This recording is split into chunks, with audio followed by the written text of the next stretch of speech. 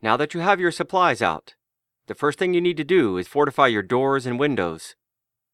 No matter what floor you live on, windows are an entry point to your apartment. Place bubble wrap over your windows to distort the view from the outside into your apartment. It is important to obscure the view of your apartment because looters will be looking for signs of life, and they will assume that if someone is living in the apartment, that person has provisions. Next, nail panels of chain-link fence to your windows so looters can't enter if your windows get broken. It's also a good idea to fence in your patio or balcony as well. Finally, hang the thermal curtains.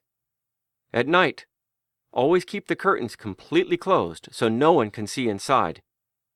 Thermal curtains will also keep any light you have on in the apartment invisible to the outside.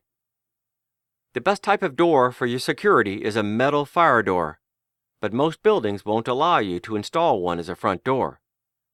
During a dangerous situation, the second best option is to reinforce the door you have. In reality, most people trying to enter your apartment by force do so by breaking the door jamb, not the door.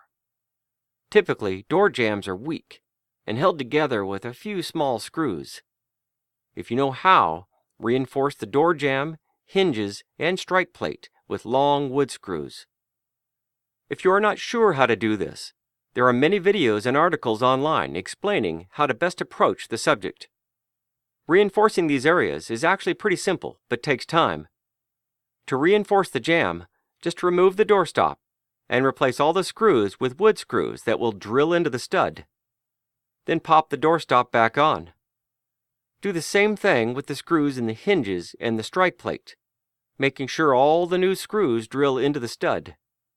Disaster situation aside, it is actually a very good idea to reinforce these areas anyway, since kicking in the door jamb is usually how burglars get into homes. Once you've reinforced your door jamb, place some 2x4s horizontally across your door. Place them several feet apart, one above the doorknob and one below it. Use a drill to secure the boards with heavy screws.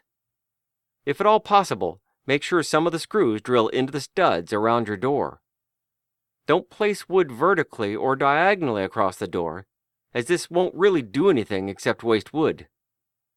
Once you put up the 2x4s, fill any cracks or spaces around the door with cloth so no light shows through the door.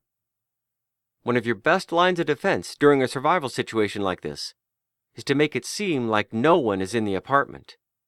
This means covering up any sign of life like light and sound.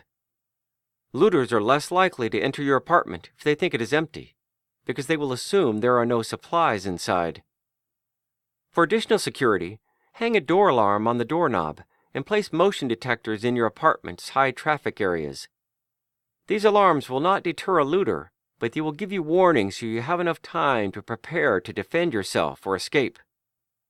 Following these steps and having a decent supply of food and water on hand will help you survive any dangerous emergency situation.